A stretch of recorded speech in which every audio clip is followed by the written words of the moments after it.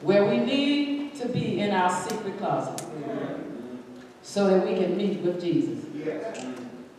Because when you meet with Jesus, he has a lot to tell you. And you must have a listening ear and be obedient to what he's telling you. I read an article that Dwight Moody wrote. Not you, Dwight. He said that Satan will do anything he can to keep us from praying. Even if it's nothing more than adjusting the window shade. When you're in your secret closet, he'll do something. But if you shut the door and keep your mind focused on what you were in there for, you'll be able to do what you went in there for. This passage talks about performing religious acts for the purpose of allowing others to see. These people are called by Jesus hypocrites, which is defined as a play actor. Someone who's trying to present themselves one way before others and something that they're not. How many know we do that a lot? But I want you to know that you only can be one thing at one time. Two heads make you a monster. Now Jesus speaks these words clearly. Do not pray like the hypocrites. They made a big show of praying so that everyone would know the list of what they're praying about and how spiritual they think they are. They were proud in their prayers so that others could see them. But whatever you do in dark, it will become open. Everybody's going to see it. You're going to hang out like a dishcloth. And somebody and everybody will see it. In other words, they took what should have been their private prayer and made it a public showcase, if you will, so that others would be amazed at their spirituality. Jesus was teaching that our personal prayer life is not to be displayed in public. That's why he said, go into your secret closet. Just not go in there, but the first thing he said, shut the door. Jesus said, hear me, y'all. They have received their rewards. These Pharisees were the religious leaders of Jesus' day who acted religious. But for their most spirituality, it was only a show. We don't want to do that, right? We don't want to be a show everywhere we go. We don't want to act one way and live in another way. We don't want somebody to say, I see you this way, but I saw you that way. We want to be one way with Christ because he is the only way, the truth, and the life. Our prayer should be responses to our relationship with God and the mercies that he has given us. However, the synagogue was a place of worship. And the corner of the streets was a stationary public spot where people passed as they hurried along doing their business. We can see that on the streets of Baltimore. As you're driving here and there, walking here and there, you seeing people in a hurry more than anything else. Passing on the streets for their business. They're not getting in a hurry to get on their knees and pray. Prayer time, they don't have time. You can ask anybody, did you pray this morning? Pray. No, I didn't have time. I had to get to work. I had to do this and I had to do that. But there is a time, and the time is right now, that we need to stop what you're thinking and what you're doing and have prayer with the Master. Remember, everything Jesus repeats more than once is important and indicate that we should pay strict attention to it. Don't be like unto them, the Pharisees. That's what he's saying to us. Don't be like them. My point is, God dwells in the secret place. Private prayer works for me. What about you? Private prayer works for me. What about you? Private prayer is by entering this place we demonstrate that we believe what God said or what the Bible says. All of us need to learn how to talk to the Father in private about whatever concerns us. Talk to the Father. Talk to the Father. whatever concerning you. Although the place of secret is significant, it is not known to everybody, and it is not a place for everyone to be. Now, secret is defined as hidden or kept from knowledge or view. Something kept from the knowledge of others or shared with only a few. Meaning, it may be heard, it may be hard to find, or it may be a place difficult to get to. You go into a secret closet, the door is closed, somebody ought to respect that. They shouldn't be able to just walk in and open the door. The door is shut. When Jesus shut the door in the way, no one else could come in. So when the door is shut, the door is shut. However, this place can be for all who desire to locate it, or I trust it is somewhere close to the Most High God. Now, when we come into the presence of the King of Kings, He sees in secret. It was Jesus who set the example for praying in our secret closet. As He went to a private place to pray. He went aside to spend time in prayer. People of God, He went to the Garden of Gethsemane. He didn't have to tell anybody where He went. But He went there to be in secret. No one had a busier life than Jesus. No one life is busier than Jesus' life.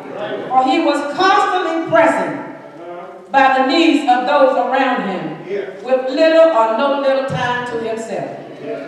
We got to get in that mode. Stop spending a lot of time with yourself. Think about somebody else. Get self out of the way. Think about the needs of other folk. Think about what you can do or say to help somebody else. Instead of just being to yourself and acting like you don't know. The Son of God rose up early in the morning. And it was before day. And He departed in solitary place.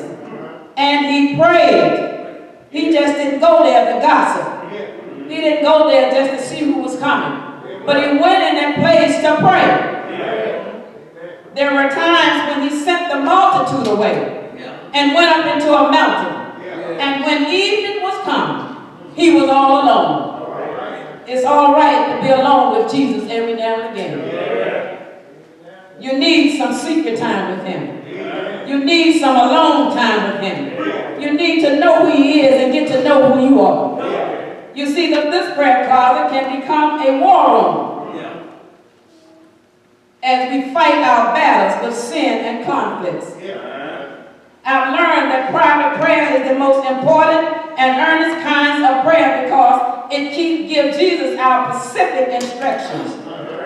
When thou shalt pray, enter into the closet.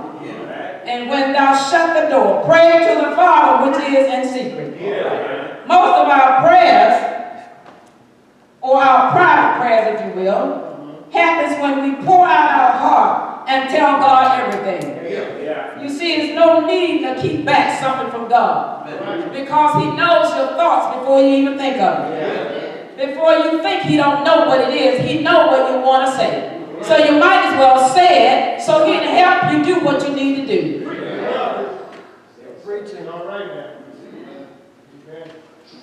There are times that we do not need to be concerned about a sentence structure.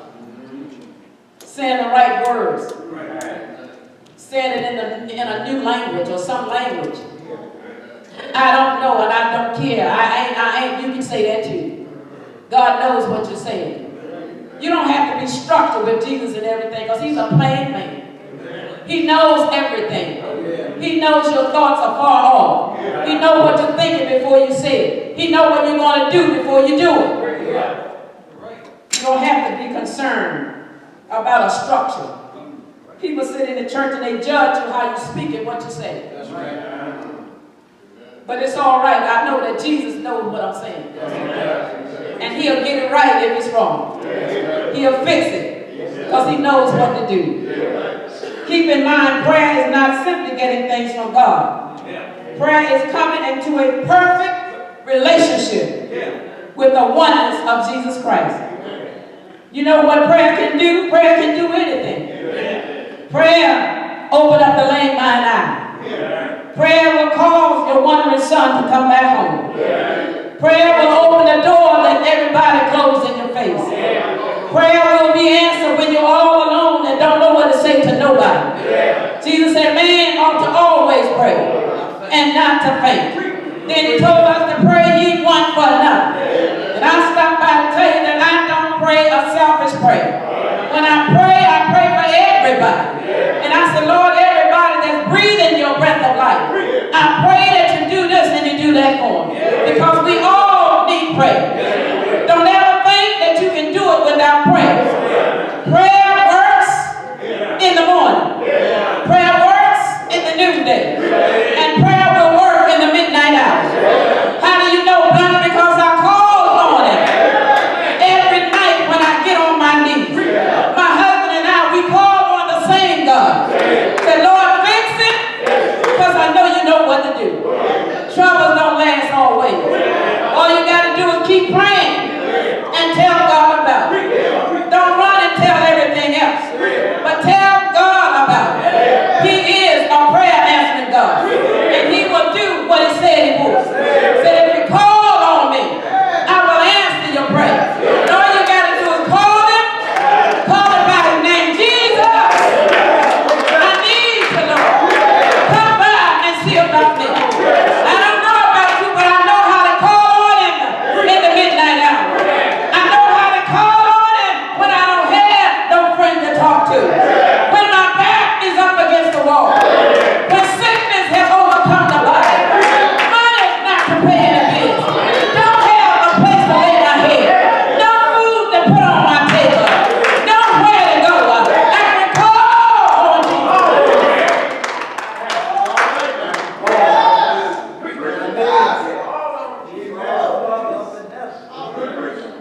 He never turned me down. He's there with me. Not sometimes, but all the time. That's why I can call on him in the midnight hour. My brothers and sisters, in closing, you got to know that Satan is your enemy. Satan is your enemy. Satan is your enemy. And be careful what you say to Satan. Be careful what you tell Satan. You don't go into Satan and pray. You go to him and rebuke him under the blood of Jesus. That's what you do for Satan. Because he has no grounds here in the house of God. But as believers, we do not have to become his victim either. We have a secret closet where we fight our battles on our knees, knowing that Jesus hears our fervent prayer. Because the Bible says the fervent prayer of the righteous availeth much. I'm talking about a hot prayer, when you don't know who else to talk to, when you have no choice but to go and pray. I'm talking about when you have done everything that you know, when everywhere you know where to go. Get a fervent prayer in your mouth and call on the name of Jesus. And I declare he will not let you down. He'll come to your rescue. My brothers and sisters, God wants us to pray. Not because he needs to know what you want or what you think. It's because prayer to God is an act of worship. It is very important that we pray with the right motive. Don't go to God with any old motive, any kind of thought in your mind. Go into him any old kind of way. Go to God with the right motive, and you will get a right answer from a right God.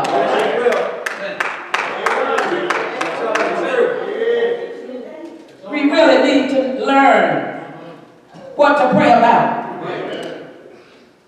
We know we need to learn what to pray about. Everybody don't know what to pray about. I'm not praying that somebody dies soon. I'm not praying that you'll never get healed again. I'm not going to pray that trouble don't last always. But I know one thing. I pray to my Father and let him know what I know. And what I don't know, he will teach me. That's one thing about the God that we serve. We really need to learn what to pray about. For instance, we should make our request known to God. Be thankful. Intercede on the behalf of others. Or we must pray for the things that we really need. Because God said he will supply all of our needs according to his riches and glory. But I serve a great big God. supply my wants every now and again. And I'm so glad to know today that God will do what he said he would. We can pray anywhere and everywhere as long as we are praying for a right reason. Don't pray if you don't know what you're praying for. Say, Lord, teach me how to pray. Teach me what to say. And when I come before you all to tell me how to do it. Teach me, Master, teach me. Teach me how to pray. Because it's praying time. Christmas is on the way. We may not get to see it, but we know it's praying time. The world and the people in the world is in a chaos. Everything is going right and wrong, wrong, wrong. And they don't want to make it right. But you can make it right if you go on your knees and pray. And ask the Lord, Lord, if it's your will, let it be done. Just as you said about the cup, if it's your will, let this cup pass me. But if it's not, let your will be done. His will is going to be done anyway. Whether you like it or not. God's will is going to be done. Spending time with God in our secret place is one way of choosing the right spirit over the flesh. You can't pray in the flesh. The flesh and the spirit does not work together. They war against each other. And it's up to you to let them which one you want to win. The Spirit of God shall win over everything. Because we are speaking in the Spirit of God. God is faithful to responding to our needs and our requests. And there is no limits to God's ability to help all of us who is in need. He don't have no limits on it. People will give you just a little bit. And you ask for more, you can't get it. But God will keep right on giving and giving and giving. He gave us the best gift that we could ever get. And that was a new life in Christ Jesus. He gave us that gift, and that gift we could not pay for. He gave us that gift that will work and keep us from this day to that day. And I'm so glad to know today that God is a God that I can call on in the midnight hour. He's a God of generosity. He was willing to give what we needed, and he gave his only begotten Son that we might have a right to the tree of life. But I'm so glad today that time is spent in the presence of God. It reveals our true thoughts that might otherwise escape unnoticed. But if there are skeletons in the past, scars that seem that they'll never go away, I want you to know that God sees everything that we do. God knows everything that we think. Don't ever think you get by with anything, because God knows everything.